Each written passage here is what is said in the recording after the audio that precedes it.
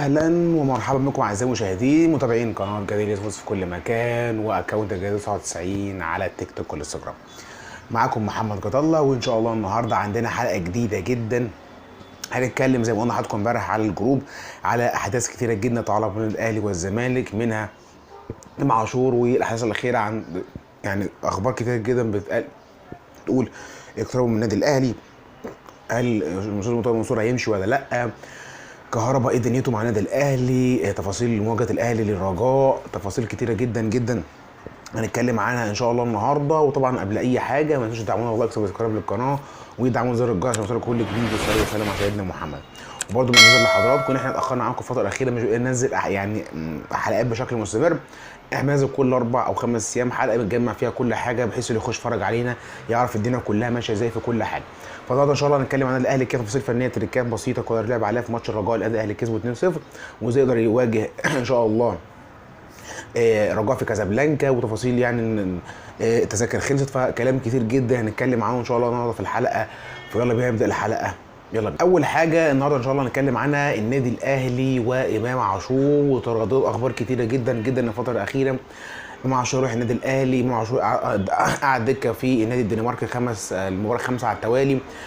هقول لكم بقى الزيتونه اللي حصلت ان الامام عاشور كلم الاستاذ امام مرتضى منصور وقال له انا عايز ارجع، انا مش مستريح في الدنمارك والفريق انا هنا حالتي النفسيه مش مستريحه. فامير قال له بنص كده ان الزمالك ما فيهوش فلوس، والقنبله بقى مفاجاه ان هو قال له ان كان الزمالك ممشيه عشان يجيب فلوس للنادي لان الموضوع صعب. فهي الزمالك يعني امام عاشور كده من الاخر هو فاتح باب مع نادي الزمالك وعايز يرجع، ولكن الزمالك بيصد في وشه الباب.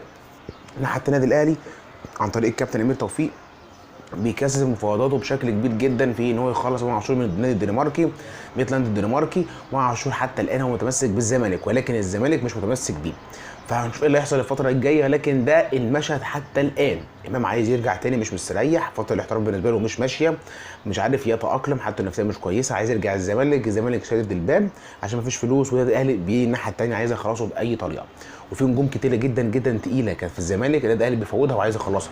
النادي الاهلي داخل على موسم ميركاتو قوي، والزمالك لسه بيحاول يتارجح، والمشاكل الفنيه عنده والاداريه كبيره جدا، لكن اوزيرو هيظبط الدنيا. خدوها مني قاعده. نخش بقى على الخبر اللي بعديه كده. عندنا استاذ مرتضى منصور بيرفض الرحيل من نادي الزمالك بعد قرار العزل اللي جه من اللجنه الاولمبيه ووزاره الشباب والرياضه والقضاء الاداري بعزل نادي مرتضى منصور من رئاسه الزمالك، وهيجيب لجنه مؤقته لنفس الحال. وده الحقيقه اتعودنا على الزمالك خلاص. مرتضى منصور يرجع يشتكي لممدوح عباس، ممدوح عباس يرفع قضايا، احمد سامي يشتكي، حسين اللي بيطلع بيانات، مرتضى منصور يرد، يحصل خناقات. الزمالك يفضل في هذه الكبوه والدوامه الى ما شاء الله. مش عارف ليه نادي الزمالك ابنائه مش بيجتمعوا مع بعض يخصفوا كل اللي بينهم، كل واحد يمسك خلاص يبقى في ظهره ويكمل مدته والدنيا تمشي. لا، لازم كل واحد يعمل فيها شخص البطل. من ناحيه الكابتن احمد سليمان بيناشد الجماهير احنا الى النادي والى الانجاز والى الحريه. كابتن حسين لبيب من الناحيه الثانيه احنا نرجع للدوله ولازم الزمالك يرجع للاعبين. الناحيه الثالثه ممدوح عباس بيرفع قضايا على الزمالك عشان ياخد فلوسه. والناحيه الرابعه مرتضى منصور عمال يجعجع طول النهار والليل عشان نادي الزمالك يقتنعوا بكلامه. الزمالك في فشل ذريع اداري، وكل ده بيؤدي لفشل في الاخر ان جميع الالعاب الرياضيه الاهلي سيطر عليها بالكامل ما عدا الطايره بس اللي جت بتوعي الوالدين، ولكن جميع الالعاب في الكره النسائيه في اليد في السله في كل الاهلي متفوق باكتساح. وده المنطق والصح ان ربنا بيكافئ اللي بيجتهد، اللي بيقفل على نفسه، اللي بيشتغل. الزمالك ما فيهوش شغل اداري، فيه فشل وفيه عك بشكل كبير. ولكن الاخبار الاخيره عن الزمالك وحالته الاداريه ان الزمالك مرتضى منصور تم عزله حتى الان، وفي قرار يجي من لجنه الشباب والرياضه بعزل المجلس بالكامل. اللجنه تيجي تدير النادي بشكل كبير. ده خبر بيتردد وده الاقرب. اما الخبر الثاني ان هو يتم عزل مرتضى منصور بس بشكل شخصي، والاداره هتجيب احمد مرتضى منصور مكانه يرقص النادي بانابه، وهم هيجيبوا مرتضى منصور يرقص النادي بشكل شرفي، بحيث يكون متواجد برضه لكن بشكل شرفي عشان ايه تبقى يعني محبوكه يعني. فده وضع الزمالك اداريا بشكل اداري والوصايا للزمالك والحاله اللي موجوده على حتى الان. الفتره الجايه يحصل ايه الله اعلم، ولكن انا بقول لكم المشاهد والسيناريو اللي بيحصل، وبقول لكم الوضع الحالي عشان تبقى انت عارف الصوره والدنيا ماشيه ازاي. ده بالنسبه للشكل الاداري. بالنسبه للشكل الفني اوزيرو بيضع بنود واضحه وصريحه لضبط الفريق واعاده الهيكله، الا وهي ان هو التدريب يبقى الساعه 8 صباحا، مفيش الا ان هو متاخر، اللعيبه تلتزم بنظام غذائي، ان عمل توقيع عقوبه ماليه كبيره على شيكابالا وعبد المجيد على ما بدر منهما في مباراه مكون العرب من خناقه في اوضه اللبس. الراجل جاي يحط نقط واضحه وجاي خلص، واحلى حاجه في الاداره السياسيه يعمل اللي هو عايزه. الراجل ده هيظبط الدنيا. زي ما قلت لكم الراجل ده جاي زي ما كنت قبل كده كاتب في فيديو، اول ما جه الراجل ده كويس وبلطجي مع بلطجي، جاي يضبط ضبط النوم بدري، انضباط في مواعيد النوم، الصحيان، في النظام الغذائي، في اللوائح والقوانين في الفرقه، والشكل الاداري الفني.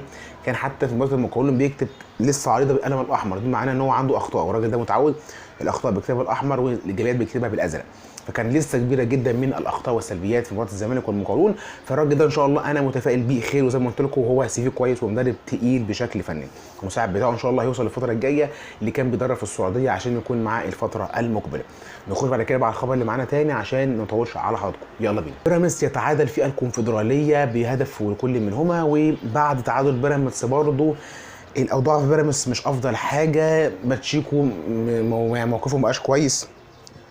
رمضان صبحي بشكل كبير جدا الفتره الجايه هيكون في السعوديه، مش لاقي نفسه مع بيراميدز، ما حققش اللي في دماغه. حتى كان هو راجل يعني احسن متفقين ان هو يحقق بطوله بطولتين، لكن بيراميدز الوضع يفضل زي ما هو عليه. يعني شكلهم كده مش هيحققوا حاجه زي باريس، الموضوع مش واضح له ملامح. ورمضان صبحي بحث عن عروض في بعض النجوم في الفرقه هيمشوا برده الفتره الجايه. بيراميدز يعني بشكل كبير لو الكونفدراليه ما اتخذتش ممكن المستثمرين يفكروا ان هم يقللوا رواتب، يمشوا لعيبه تقيله، بحيث خلاص الموضوع مش جايب همه. بيراميدز انا اتمنى التوفيق للفتره الجايه، لكن انا بصراحه زعلان على الفرقه دي. مصاريف جامده كل حاجه، ولكن النهايه يعني في الاخر بعد المفيد من الحوار ده كله موقفك زي موقف انبي. انت ولا خدت على سبيل المثال ولا سموحه، ولا خدت بطوله ولا وصلت عملت انجاز، انت عباره عن انجازات وهميه. نهائي الكونفدراليه بتخسره، نهائي الكاس بتخسره كده، فمفيش حاجه على ارض الواقع.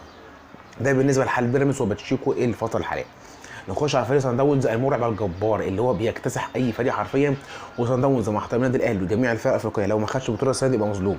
صن داونز اكل بوروزداد على ارضه 4-1. الفريق ده يا جماعه انا شفت الاجوان بس كده ولقطات فنيه بسيطه.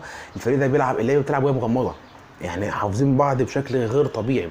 والمدرب بتاعهم يعني هو عدى موسيماني في التركه الفنيه اللي بيعملها، ان هو عمل عندهم كسر الرهبه، ان هو خلاص صن داونز بقى يكسب على بره ارضه. الاول كان صن داونز فظيع جدا وشنيع على ارضه، وخصوصا في الميعاد اللي هو العصر، يعني بيلعب على الساعه البيولوجيه بشكل كبير. لا دلوقتي الراجل ده كسر حاجه انه بيلعبوا على الفريق في ارضه وبيكسبوه في ارضه اي فريق اي كان هو مين. فصن داونز السنه دي داخل دخله جامده قوي وبيكتسح، يعني حتى جماهير الزمالك كلها. لكن الحمد لله احنا ما صعدناش، كان هيبقى الموضوع صعب جدا بالنسبه لنا لو صعدنا مع صن داونز. فصن داونز كسب بوزن 4 لسه على ارض، الله اعلم ايه اللي هيحصل. فداخل انا عايز اخد البطوله، فده تحذير قوي جدا لجميع الفرق اللي موجوده في البطوله. صن داونز داخل ياخد البطوله بشكل كبير، واحييهم بصراحه على الفريق اللي عملوه والفنيات العاليه والروح والاصرار وبتروح التكتيك الجامد قوي قوي، واللعيبه الكواليتي ما شاء الله الله اكبر. هم توب فورم في رقم افريقيا بلا منازع باعتراف جميع الانديه. نخش بعد كده بقى على خبر تاني معانا عشان ما نطولش مع حضراتكم، يلا بينا. الخبر الاخير معانا هو بيتكلم عن النادي الاهلي في 3 اجزاء. من الصحف العالميه بتتغنى بالنادي الاهلي، سيطره تشكيله النادي الاهلي على تشكيله دوري ابطال افريقيا لدور الثمانيه، وان النادي الاهلي فوزه على الرجاء وكيفيه مواجهه كولر للرجاء في كازابلانكا. اول حاجه نتكلم بس عن الخبر الاول، هو يعني الصحف العالميه تتكلم عن النادي الاهلي بتحقيق ارقامه القياسيه، بتحقيق ارقامه في الحصول على دوري ابطال افريقيا، في الوصول المتكرر للنهائي. في اخر 8 نهائيات الاهلي خد منهم 1-2 ووصل في 4 خسر. فالنادي ارقامه كويسه جدا في اللي هو سيطرته على البطولات المحليه، في القمه العالميه، في وصوله اكبر في افريقيا، وصل لكاس العالم للانديه، تحقيق الارقام القياسيه. وبالتالي بعض الصحف الاجنبيه بتتكلم عنه بنبذه بسيطه ان هو من اكثر الفرق ناجحه في افريقيا والشرق الاوسط، وبيوصل العالميه بشكل كبير. الشق الاول. الشق الثاني برضو عندنا ان كولر فاز على احنا ما اتكلمناش عن المباراه، كان بس عندنا ظروف طارئه، ولكن الاهلي فاز على الرجاء هنا ب 2-0 مقابل 20. المباراه اللي اتكلم فيها كوره فنيا وتكتيكيا، ان هو زي ما كنا مع حضراتكم كان بيلعب 4-3-3 وقدم حمدي فتحي لقدام وبيلعب على التكتيك ده من اول ماتش الزمالك ويكون ثنائي مع كهربا. فنجح بشكل كبير جدا ان هو يطور حمدي فتحي بشكل كبير. اخر حاجه معانا الاهلي زي هيلعب في كازابلانكا مع الرجاء، دي الجزئيه هشرحها معاكم على البورد دلوقتي، ان هنستخلص منها لعب هنا ازاي ولعب هنا هيلعب هناك ازاي، وازاي نشرح فين تكتيكيا كولر يكسب وازاي يعدي المباراه بره الامام. خلينا نكون متفقين مع حضراتكم. اول حاجه على البورد هو نكون متفقين ان كولر بيحب يلعب دلوقتي بتشكيل 4-3-3. هو راجل مستريح التشكيل ده خلاص، هو بيلعب 4-3-3 وبيكون مثلا قدام بيلعب مثلا كهربا بشكل كبير، بيلعب هنا بالشحات، وهنا بيكون بيلعب بتاو. الناس كلها متفقه على كده. بيلعب هنا بالسوليه بحمدي بمروان عطيه، مروان هنا، ديانج هنا، السوليه حمدي مروان كده بيلعب بثلاثي يعني بيشكلهم. ورا بيلعب بعبد المنعم متولي، احسن تشكيلتين او احسن استدباكين مع بعض. وفي اليمين محمد هاني والشمال معلول. تشكيله النادي الاهلي ما تختلفش عليها اتنين، كل واحد عارف مركزه، الدنيا كويسه، عناصر كويسه والدنيا تمام. اللي انا عايز اقوله بقى الكولر ان هو كل مره بيلاعب حمدي فتحي وبيخليه يزيد لقدام كمهاجم تاني، بيجي من ورا لقدام بشكل كبير جدا، فمفيش حد يكون معاه رقابه، مفيش حد يتوقع ان هو كديفندر تايب يزيد كمهاجم تاني، دي جديده للكولر. ويكون مثلا فينا مهاجم تاني بيعمل اخفاء، اذا كان محمد شريف او كهربا بيعمل تمويه للمدافعين وسط الباكات، وبالتالي بينشغلوا مع المهاجم الاساسي بيسيبوا حمدي اللي هو كان في ماتش الزمالك كان لوحده، وفي ماتش الرجاء كان لوحده، من جهه تاني جابه، ما حدش عمل عليه رقابه ان هو جاي من وسط الملعب، ما حدش توقع ان المدير الفني يخلي الديفندر تالت كيضم كمهاجم تاني، وبالتالي فيها تريكه بيلعب عليها الكولر. انا توقعي نادي الرجاء كشفها وعرفها، فانت تلعب بيه ثلاثي ارتكاز عادي جدا، وتامن بدفاعاتك بالثلاثي، وتخلي مثلا كهربا كمهاجم عشان هو سريع، والشحات وتاو زي ما احنا، ويلعبوا الثلاثي دول على هم يتارجحوا بالرجاء بكونتر اتاك السريع. ولو هتزيد بس بواحد، يكون افضل ان هو يلعب بقفشه، كان يزيد كصناعه اللعب ليهم لقدام، ويكون الارتكاز بتاعنا متثبت هنا بشكل كبير، والرباعي اللي ورا متثبت. اللهم لو معلول زاد يعني زاد عدديه، يبقى الثلاثي ثابت ورا بتاعنا، ومحمد هاني دوما كسرد باك تالت، ونخلي سرد باكات بحيث احنا لما نزيدوا الاندفاع ياخدنا ويكون عندنا قوه هجوميه، ما نسيبش الناحيه الدفاعيه انها دي دفاع كويس تكسب اللي انت عايزه. بالتالي اتمنى ان الكره في التكتيك الفني زي ما وضحت لحضراتكم يلعب على الناحيه الدفاعيه كونتر اتاك بشكل سريع، ولكن يامن من الناحيه الدفاعيه بشكل اكبر. تاني حاجه يلعب على تاو بشكل كبير جدا، يستغل تاو في اكثر من ناحيه، حاول يستغله كمهاجم ويستغله كجناح، تاو ما يطلعش الملعب. واتمنى ان نلعب بديانج ايضا في وسط الملعب عشان الافارقه بيدوا تقل للفريق، وبيكون في تقل بشكل كبير جدا، هو بدنيا اقوى مننا كعرب وكمصريين يعني بشكل كبير.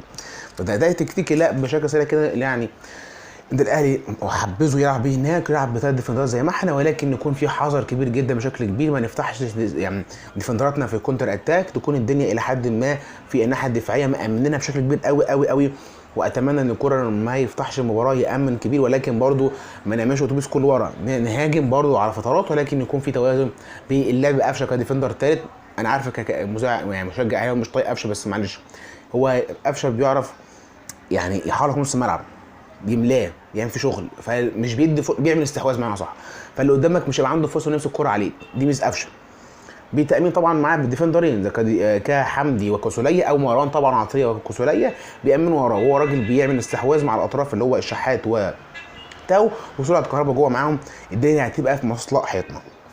بكده يكون احنا مع حضراتكم يعني كلام بشكل كبير جدا عن جميع الاخبار الرياضيه موجود على الساحه المصريه، على النادي الاهلي، على الزمالك، بكل ما يتعلق بالاخبار. واتمنى ان شاء الله تكون الحلقه عجبتكم.